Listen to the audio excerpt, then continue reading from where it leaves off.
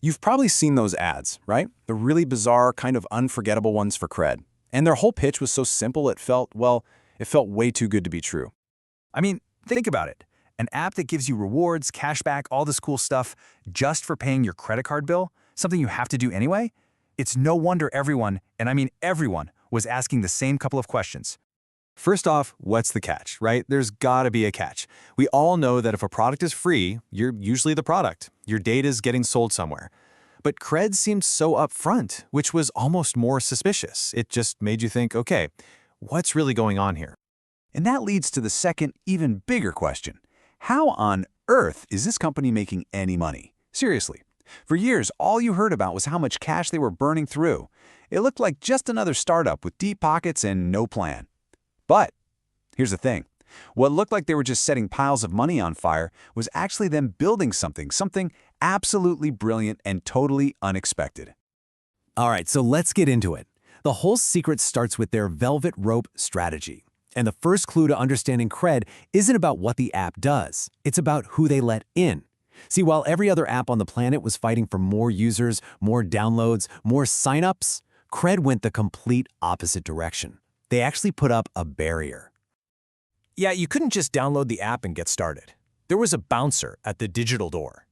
And this bouncer wasn't checking your ID for your age. Nope. They were looking for one very specific number. A credit score of 750 or more. That was it. That was the price of admission. Now, to be clear, a 750 score isn't just a random number. It's basically a gold star from the financial world. It says you're reliable, you pay your bills on time, you're trustworthy. And that one little requirement, it wasn't just some marketing gimmick. It was the absolute cornerstone of everything they were building. And this is where things get really clever. Think about what that filter does.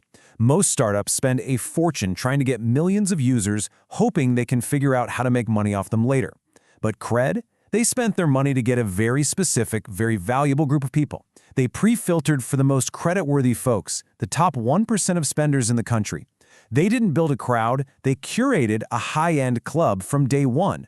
That user base itself became their most valuable asset, instantly. Okay, so they've got this exclusive club. That's cool. But how does that turn into a billion-dollar company? Well, that brings us to the next phase, building the Trojan Horse. Because, you see, for the first couple of years, that app, the bill payment thing, the rewards, that wasn't the real product. That was just the bait to get you inside the gates. So the whole idea of the Trojan Horse was simple. Use the bill payment feature to get this amazing user base in the door, and more importantly, to make using CRED a habit. And while everyone was happily paying their bills and racking up points, CRED was quietly building two other assets in the background. Assets that were way more valuable than a simple payment app. And this is the real secret sauce right here. The bait was the payments app, but the real product, the real assets they were building, first, trust with a very skeptical, very affluent audience, and second, a complete data goldmine. See, when you use CRED to pay your bills, you have to give it permission to read your credit card statements. And that little permission slip, that's the key to everything. It gives them a direct look into what you buy, where you shop, how much you're spending on, well, on everything. They know when you travel, what brands you love. It's like having a real-time map of the spending habits of the wealthiest people in the country. So let's put it all together. They've built the trust. They've got this incredible data. Now, and only now, was it time to finally flip the switch and start making some serious money. It was time to answer that question everyone had been asking. This really breaks it down. The model everyone thought they had was being a payments app. But the actual business model? It's being a gateway to sell other stuff to this super affluent user base. So you see, the app was never the real product. The users were the product. Their attention and their trust, that's the real asset. So how exactly are they cashing in? Well, it boils down to four main streams. First, you've got the CRED store and commerce. Basically a fancy marketplace where premium brands are lining up to pay big bucks to get in front of these users. Second, they take a small fee on big payments like rent or school fees. Third, and this is a big one, CRED Cash and Mint. They offer loans, but think about it. They're lending to the absolute safest, most creditworthy people possible. It's super profitable. And finally, the end game is a full-blown financial marketplace, where they earn commissions by connecting their users with the perfect financial products. So when you put all these pieces together, what do you get? You get a business model that has what you might call an unfair advantage. And this quote just nails it. Most companies build a product and then go searching for customers.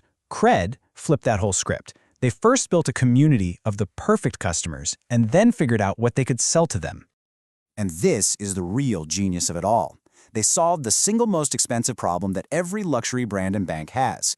How do you find high-quality customers? It's incredibly hard and costs a fortune. CRED basically says, don't worry about finding them. We already have them. They're all right here in one place, and they trust us. They're not just finding them, they're serving them up on a silver platter. Which really leaves us with one big question, doesn't it? By choosing to build a community first, by picking exclusivity over massive scale, has CRED just written a whole new playbook for how to build a billion-dollar company in today's world? It's definitely something to think about.